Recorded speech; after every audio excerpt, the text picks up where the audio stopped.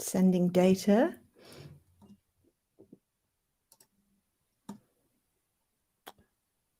I assume we just want to start again. Probably. Right. I think we might be live now. Let us go. No, it says it's not, but it should be. When I refresh the page.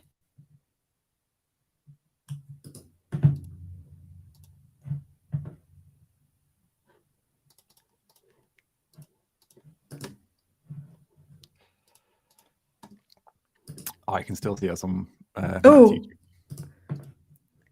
if you go to multi-stream, if you go to the live tab, there is something there, but it's not linking up with the correct one. I do not have that tab. No, it might be because I'm logged into YouTube. Right.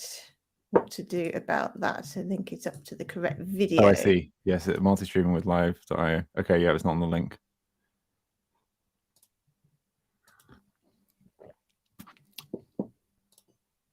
Well, we could just do it and then put it on later. Sure. Because it won't be live then. But yeah, we're definitely streaming to the correct channel now, as well as to Matt's channel. Right. Just looking what the options are. Yeah, there's just putting it on the live tab, I think.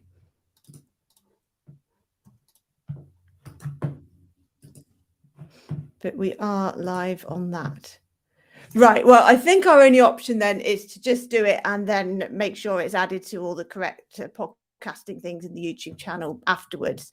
A lot of it gets posted afterwards anyway, such as the podcast apps and things. So, yeah. So let's sort of repeat the intro briefly without going over everything in case anybody actually saw it. And then we can just carry on. How does that sound? Great. Okay, great. So we are now streaming to 5 different places. So we're talking about product marketing and why it's so important, particularly since a lot of product founders and developers that might have built a product don't know what to do once it's launched and often don't really want to become marketing experts.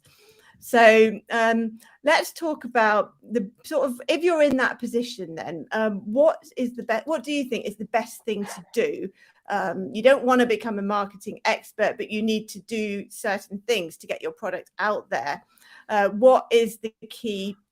What one thing would you do to get your product out to the world? Unhelpfully, it depends. If you fundamentally, if you're going freemium, then you have got options to promote it on WordPress.org. That could be interesting. If you're going paid only, then getting your first customers is hard. And you need to think really deeply about product market fit and what problems you're solving and how you're going to find those first, say, 10 customers. I think it's one of the hardest parts. And I guess a big thing for WordPress, if you're entering an existing category, then you can take a relatively clear guess at the product market fit. If you want to make a contact form, you can have if your thesis is we're going to make contact forms slightly easier to use and this will be our competitive advantage, you can probably take that to market without worrying too much about the product market fit. But if you're doing, I don't know, a contact form and the USP is that I don't know, something more slightly experimental or out there, then you need to worry as much about product market fit as you do about getting those first 10 customers and the product feedback. Because a lot of WordPress plugins are functionality driven, I think we tend to assume that product market fit is easy and that it's you do the thing. It's a WordPress plugin to do X, and the question becomes, does it do X? But as the market becomes more competitive, bigger, etc., market fit would be the thing I start thinking about more. Yeah, and because there's not always existing functionality, the easy way to market, and certainly what we do at Barn2, is things people are searching for, build a product that meets that need, and then it's actually relatively easy to market. And we can talk more about how we do that in a bit. But then there's also creating categories, isn't there? And that whole side of marketing where people don't even know they have a need for something. And that's a much bigger challenge. That's when you might want to have a lot more resources, for example, maybe go down the funding route to really spread the word to create the awareness. And I think that's the much more challenging option. So yeah, for getting started, I think it's better to go down the former route. But I admire people with the confidence to do the latter as well. By all means. Yeah. So with one thing about your experience, Alex, is that you work with so many product companies that you have a really great cross-section about what works. So I'd love to hear some more of your insights about what are the most effective things that work across the board, because you have that broader view than I might have as the owner of just one company. Sure. So my colleague James, our head of strategy, and I answer this question, like hundreds of times a year. Sorry. So yeah, we get a fairly good read on like feedback on what moves the needle and what doesn't. The thing that we all keep coming back to is SEO content. I know it's a big part of customer acquisition at Barn2. And this has been like the big thing that has worked. It's a big thing that drives growth sustainably for a lot of businesses, and it remains my favorite channel. I guess the flip side is it's hard and it takes time, etc. This is why you might hire us to do it. Of course. Because we spent many years thinking about how to do it properly, etc. Done well though, that remains my favorite thing to do. Beyond that, it is if you're using freemium, then trying to convert people out of freemium makes a lot of sense. If you're using something like Freemius, then I would look at email and converting out of that. You can generally pick up like a fire hose of email from your active installs, especially if you've got any sort of distribution through WordPress.org to speak of. Like the Freemius API will just spit out emails and loads of information about where people are using your product, your free product, like where what their site is, what the URLs are, that kind of thing. And I really like email as a way of doing like personalized upsells, but at scale. And that can be really effective when done well. Your WordPress.org listing also important. Your website copy also important. We tend to think about it in terms of like people use a funnel analogy when talking about sales funnels, and this is not accurate. As in, like, if a funnel, you put water in or your liquid in, and all of your liquid comes out the bottom. And when people talk about sales funnel, they refer to like different stuff leaking out at different parts of the funnel. I.e., it's like this shape in terms of like you lose people at every stage. In a funnel, obviously, the funnel you retain everything.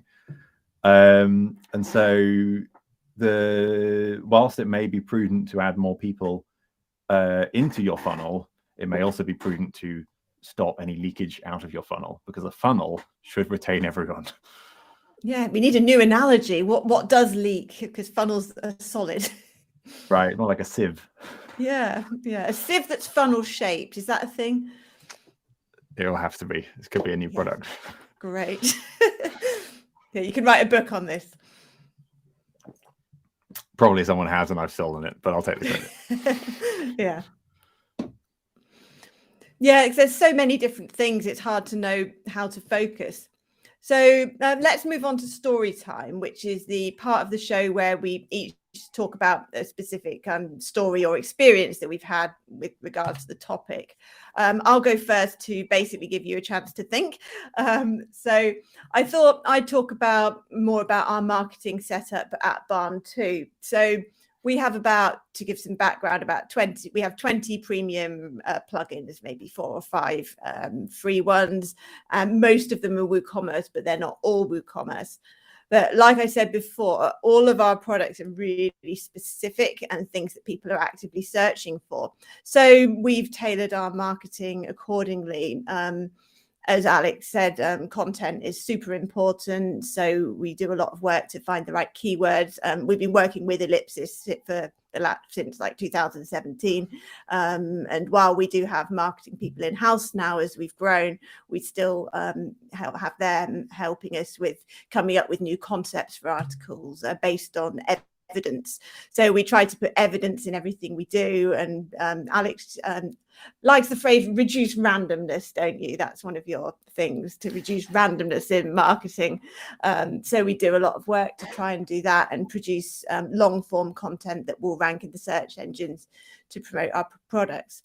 But we also do other things as well. For example, a lot of WordPress product companies, and I don't think Ellipsis specialize in ads, but you will have some insights into this, do ads and find that they're not profitable.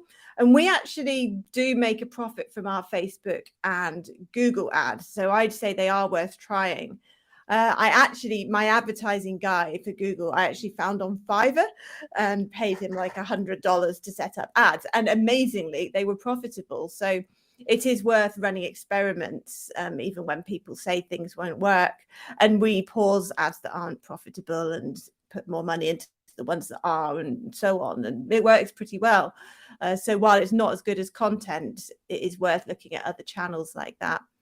And we've also recently, and this is a bit of an experiment, we've hired a full-time YouTuber because we've identified we get quite a lot of sales through YouTube. So we now have somebody permanently trying to grow our channel and build our name on that, because YouTube is I believe it's the second biggest search engine these days. So there's lots of benefits from video. So at Barn2, we try to use lots of different marketing channels which get our products where people are searching for solutions about WordPress. What about you, Alex? Also, I think a common story when people come to us is like, I've done ads and it was like burning $10,000. Like I would have got more value from them if I burnt them for heat. And I think your story is interesting, part because of the outcome. This was the thing that's worked for us, but it's the key point that gets missed that I think that you do very well that gets missed is we turn off ads that are unprofitable and like we keep an eye on it. And you go to Facebook with $100 and you ask them for $100 worth of clicks, Facebook will spend your money happily. Facebook's like broadly incentivized to get you the kind of thing you want, i.e. sales, so you keep coming back. So like conversion tracking is relatively easy in order to do that. But it's that we keep track of it and then we adapt to what works and doesn't work is the key thing. And as you're expanding to new marketing channels, I mean, if you've got one marketing channel that works, you have a business and we're good to go. 1 is fine, 2 is better. But again, like thinking about our funnel analogy, there's a point at which you should try and push more volume through the thing that's working. And there's a point at which you should try and add more things that work. And generally, the answer I like is find the thing that works. Once you've got one thing that works, go with that. And then take it from there. Like from Ellipsis' marketing point of view, we do thought leadership content, and that is it. From our our own marketing activities, we share a lot of expertise. We produce research, and we do a monthly newsletter, and that is all that we do. We haven't found the need to do anything else. Rather, we do, if we want to, we'll ramp up more of the thing that works rather than like trying to find more and more things that could work. Do you mean in terms of Ellipsis's marketing for your services? Yeah. We just have one marketing channel, and I'm totally fine with that. I'd say your main marketing channel is word of mouth, though, probably. Oh, well, that's an interesting question. Obviously, we deal in like higher value B2B sales than a plugin business. So like word of mouth probably only gets you so far for a product business. It can be incredibly effective, but obviously like 100 clients for us as an agency is a lot of clients. 100 product sales is nice, but isn't going to sustain the whole business, etc.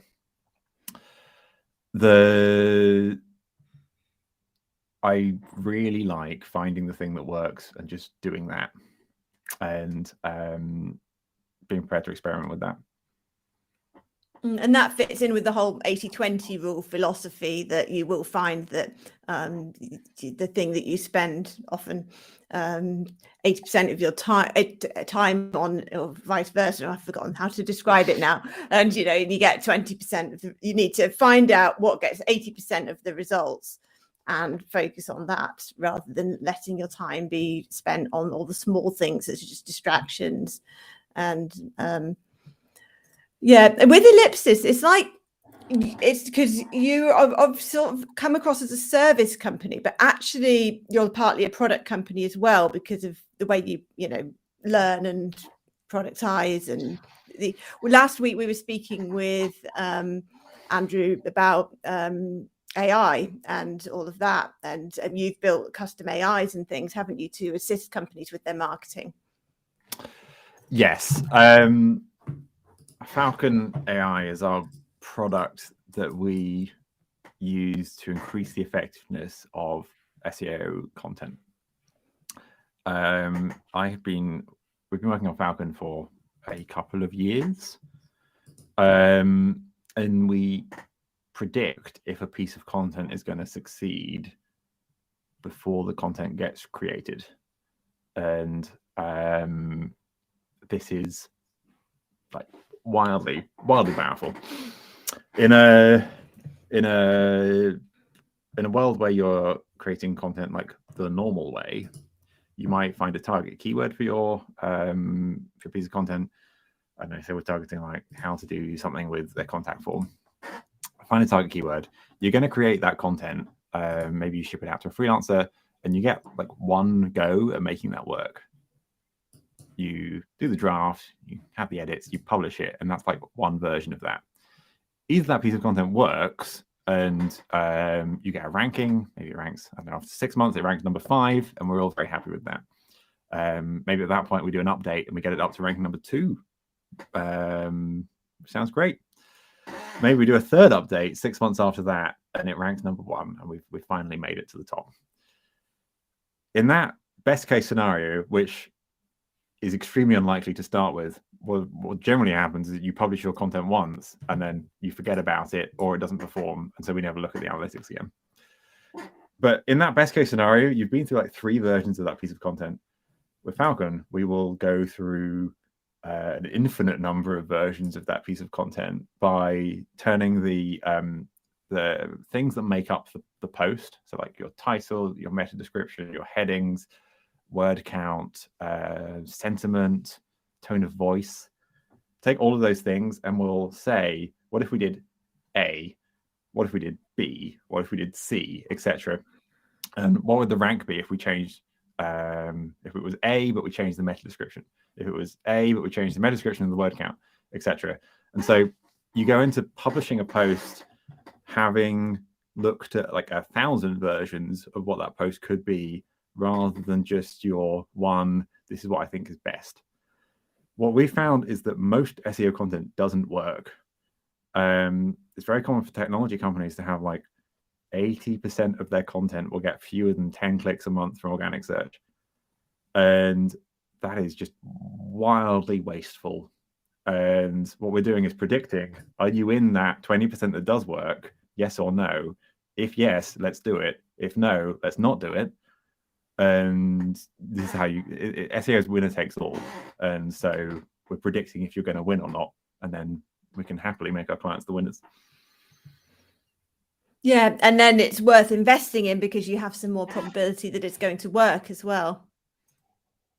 A couple of years ago, we had a consultant give us some business advice generally. And one thing that he said was that all businesses should spend 15% of revenue on marketing. And he identified at the time that we were spending less than that. Do you have any rules of thumb or anything like that about how much a product company should be putting in marketing? No. No. Just what you can afford will have results. Look, it depends what your goals are.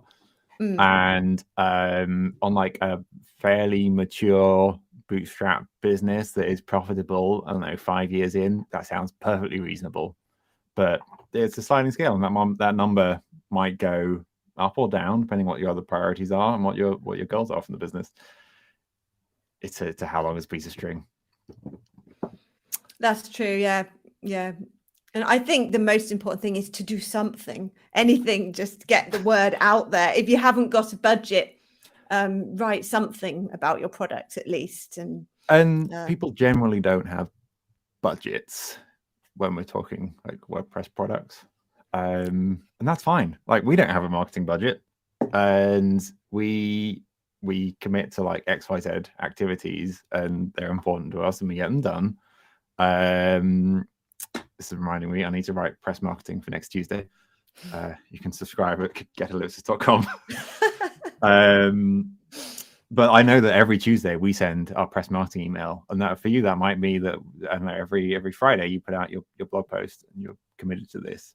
Like, generally there's no, when like a founder-led business like that is under, I don't know, $2 million a year in annual revenue, like, you probably don't have a budget, and that's fine. You probably know how much you're spending, and that's also fine. But I wouldn't get I wouldn't worry too much about like, are we spending enough? It's about what's important for you and your business, and what are you trying to do, how much you're trying to grow, and what's your appetite for risk to get there or not get there. Yeah, I think rather than knowing the total budget, it's important to track the return on investment of each thing that you're spending. So, for example, I don't budget specifically for the Facebook and Google ads, but and it's quite scary to see the money come out because it comes out quite a lot. I keep getting messages from the bank, oh, another $700 gone on Facebook ads. But the point is that we track that every month, and as we talked about earlier, pause ones that aren't working, keep iterating the imagery and improving. And it doesn't matter what you're spending if you can track that it's bringing in more sales than it's costing, and that's the key. Whereas if you don't have that information, then the money could be just draining away. Indeed. And like, financial analytics are often very poor in WordPress. One of the things that we did, I don't know if we can put this in some sort of show notes, was we shared the financial model that we created for our clients to get a better, we engaged a Google Sheets expert to make something that would turn Easy Digital Downloads data into nice charts showing you what your revenue growth was. That's a challenge. Well, indeed, like, so, but we did that partly because people didn't know like how much of their revenue was recurring versus new sales, like what their growth was of new sales. If you're just tracking like the numbers out of at the bank account each month, you might have no idea if like actually our new sales are going down, but our revenue is going up because of recurring revenue, the renewals kicking in. And that might be worrying or quite satisfying for the state of your business.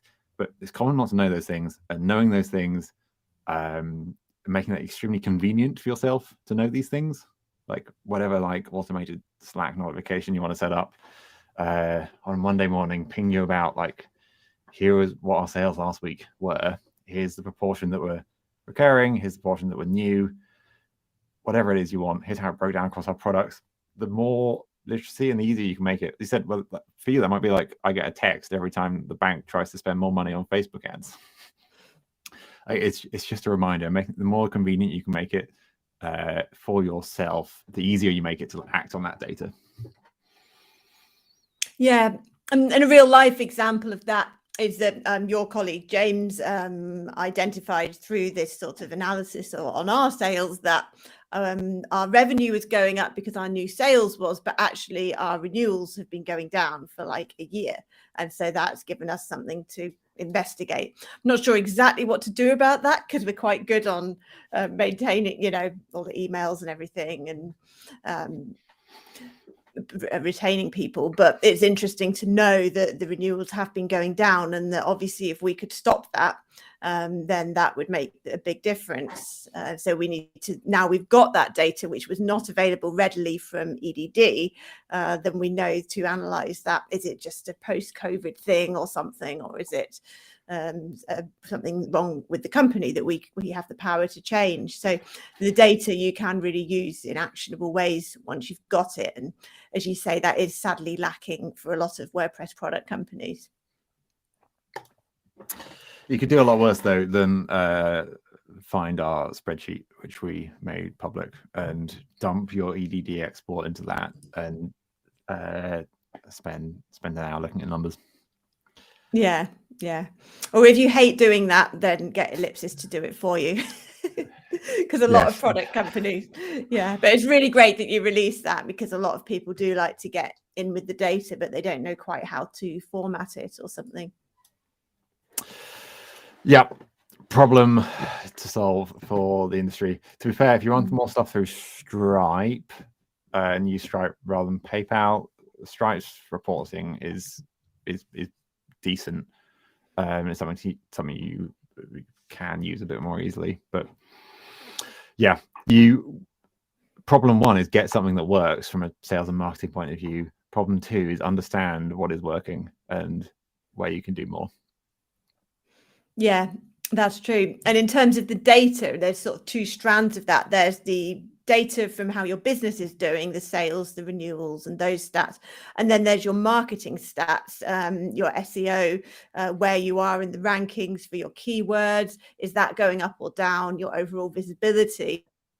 Do you have any particular tools? I know, Alex, you subscribe to all of them pretty much. Ellipsis have a big suite, I believe, of all the SEO tools, but do you recommend any in particular for product company people? So the vast majority of our work on the marketing implementation side is SEO content, and we do this through our flagship service, Content Growth.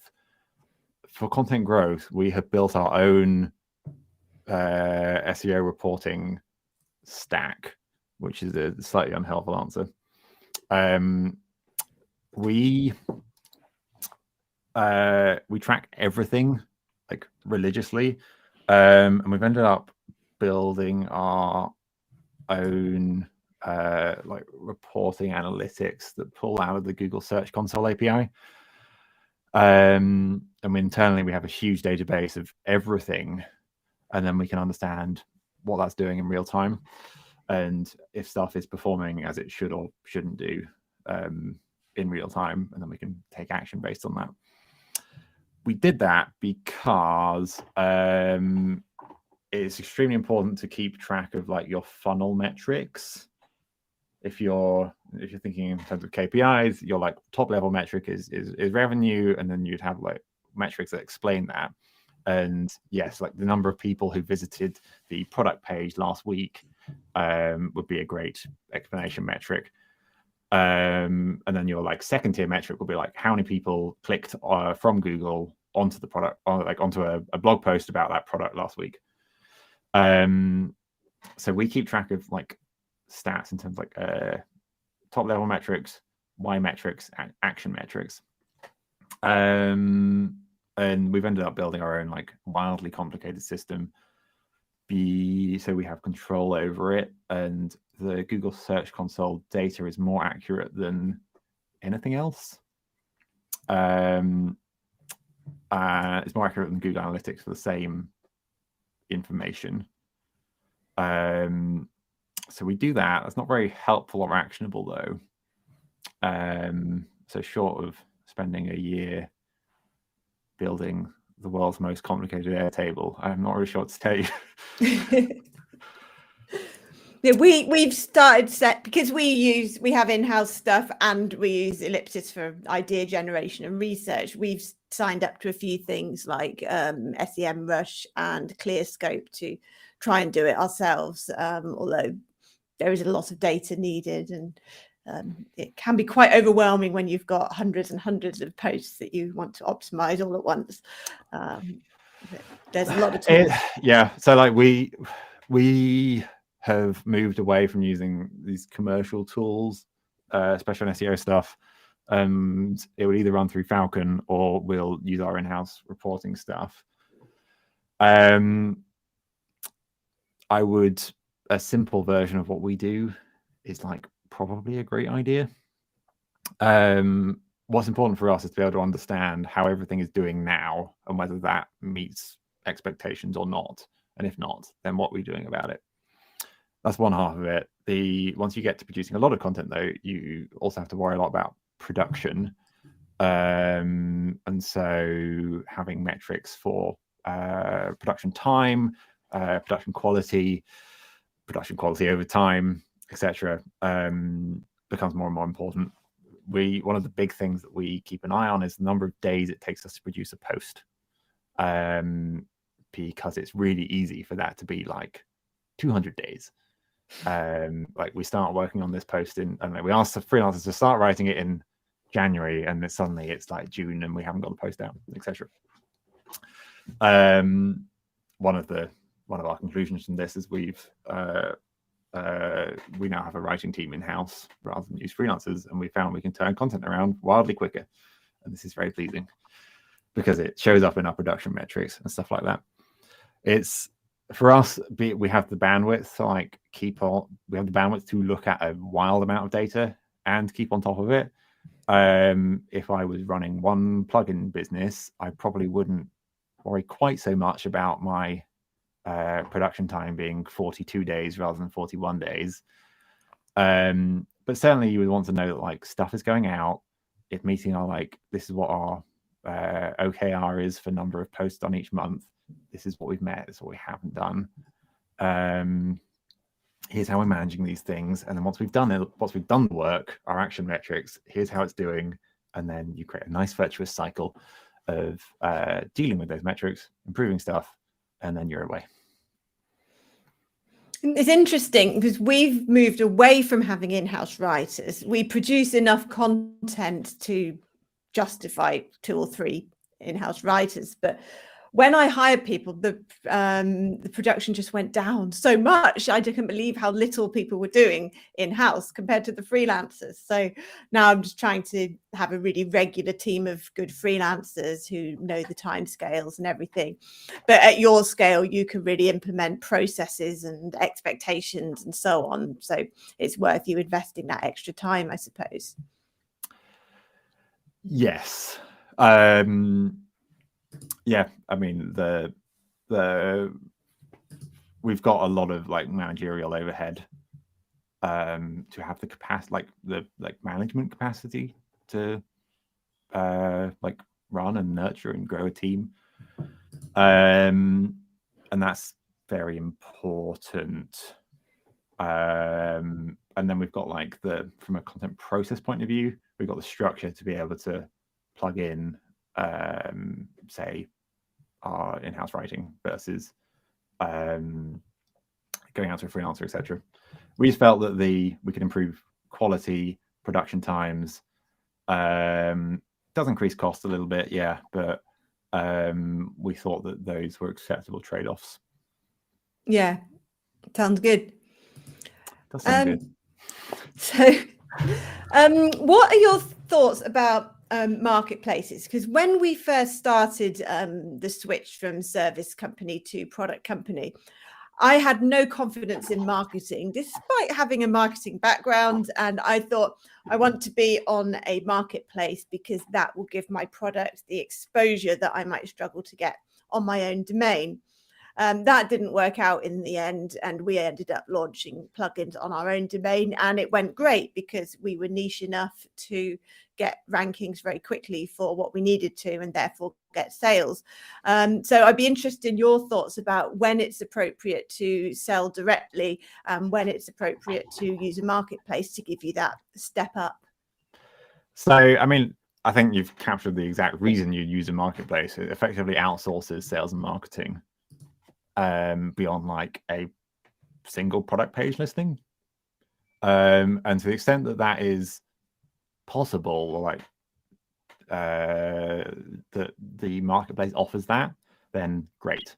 If you look at like ThemeForest 2010 to 2015, you could put your theme on ThemeForest and you have a great time with sales. And the one thing you can control, the listing, like people's listings on ThemeForest are incredible. Like pages and pages of features and like all these beautiful graphics. And it's all like every inch of the product listing is perfectly designed, because that's the only thing you have to do. And the marketplace takes care of everything else. They will of course take a fee in exchange for that, a big cut of the sales price. And yeah, that's what they offer. On, I guess, like I don't know, something like AppSumo as a marketplace offers much of the same like distribution value, and you have to provide, again, product listing, information about your product, and they take care of the distribution. Something like, if you can get those, if the marketplace does offer those things, then great. The instances where my experience has been those marketplaces like come in waves, and ThemeForest kind of is, I wouldn't start selling themes on. I'm picking on them as an example. I wouldn't say. But the business model is a problem as well with them, isn't it? Right, and for as an example, I wouldn't start doing that now. Similarly, like AppSumo can I don't know, net you $100,000 in a weekend, which is amazing. But then you've got to service all those customers over the next 10 years, which is less amazing. They come with benefits and trade-offs. If the marketplace does genuinely offer sales and marketing distribution, then it's certainly something to think about. But those examples, there tends to be a window where that like becomes true for marketplace, and it's increasingly harder to find those. One thing you do get is the increased domain authority from selling on that site as opposed to your own. But as you say, you have to trade that off against the fees that you pay them. We last year seriously considered putting some of our products on the WooCommerce marketplace, particularly since their commission has got a lot more generous recently, so that I think they only want 30% now, whereas it was 70% before or something like that. But then when we read the terms and conditions, you just have to hand over all your rights to your products now and in the future. Even if you stop selling with them, they might stop you selling it on your own website. And so we got put off because of the lack of control and the having to give up our rights. But if we were just starting out, then I think it might have been very tempting. Yeah, we did a talk about our high quality thought leadership. We did some interesting research about who's winning on the WooCommerce marketplace last year. And perhaps we put a link in the show notes. We looked at who was making sales, and the answer is that the vast majority of sales were going to a small number of vendors.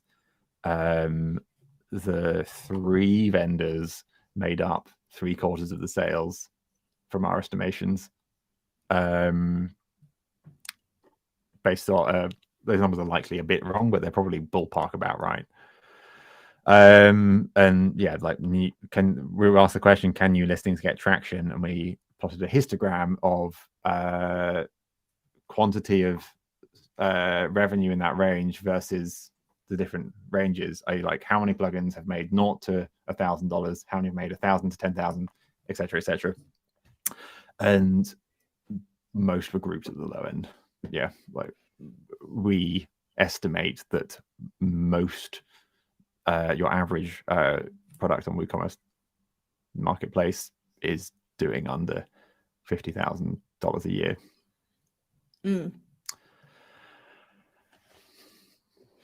When I did that analysis on ThemeForest back in 2013, which was the kind of heyday that you mentioned a minute ago, and was amazed that the average theme was, and whichever definition of average you use, was making a lot of money, which made it very tempting, but the numbers just don't work now. Sometimes I look at the top selling themes on ThemeForest, and while they don't announce it that directly, if you go to the popular this week page, you can see the number of sales per week. You can do some sums, and the top themes are actually not making anything like what they were, which is scary. But then you don't hear about themes like Divi, for example, that are independent, which might be doing better than all of the ones on the marketplace. So I'd really love to be able to do a comparison of the marketplace ones and the independent ones, which isn't publicly available. My guess would be that I think marketplace is going in and out of fashion to the extent that you're locked in. You are giving up control, and if you can make it work on your own site, then you're much more in control of your own destiny, and this seems appealing. Yeah, definitely. Yeah, you need to have the confidence you will be successful, and therefore you need that control. Because, of course, when you're starting, you might not think it's ever going to happen. I know we were amazed when we got our first sale a few days after launching our first plugin, because we genuinely didn't know anybody would ever buy it. So you need to have that confidence and therefore make the decisions that will work for the future. Which brings me on to the next and final section. I've let it go a few minutes over because of the technical problems, which delayed us starting properly earlier. So the final section is to bring everything together, best advice to new plugin shops. So if you're just getting started, what would be your one piece of top advice for them? If you're getting started selling a WordPress plugin in 2023, I would do two things. Number one, make something incredible. I've already got a contact form plugin. Thank you very much. I would love to know why your contact form plugin that you're making in 2023 is wildly better than what I'm already using. Making great products is a great place to start. I would too sell into early adopters in the community who can tell people about your product. I would build in public, and I would go on Katie and Matt's podcast and talk about my real-time experience, which I'm sure would be interesting, of how I'm building the products. And I would try and get my first 10 sales through the WordPress community. And I'll do it by talking about what I'm building, being very extremely transparent about what we're doing, what's working, what's not working. Get your early adopters to the extent that you can, get them to become advocates by making an amazing product. That becomes much more likely. And I don't know, then you've got your pathway to your first 100 sales, and we can look at which marketing channels you're going to turn to next. Yeah, I love that, putting the product first. Even in a conversation about marketing, you have to have that great product in order for people to want to buy and to recommend it. So yeah, that's a good way to look at the balance of it. My top piece of advice would be to do something. I know that sounds crazy, but so many product companies or founders get started and they don't do the marketing. They put it on their website and leave it. And it doesn't, you don't need the best strategy at first, just get the word out there. Ideally using the things that Alex mentioned, such as the early adopters and so on. But whatever you can, if you can find a small budget to either write an article yourself, which doesn't just cost time rather than money, or to use ChatGPT to do something even. there's these options out there if you're not good at writing, that to get the product out there in any way possible, and then to learn, analyze and learn. And that's the key to marketing. When you do something, you learn from it. So that is marketing WordPress products. We've touched on lots of interesting things there, some of which we will be picking up in more detail in upcoming episodes.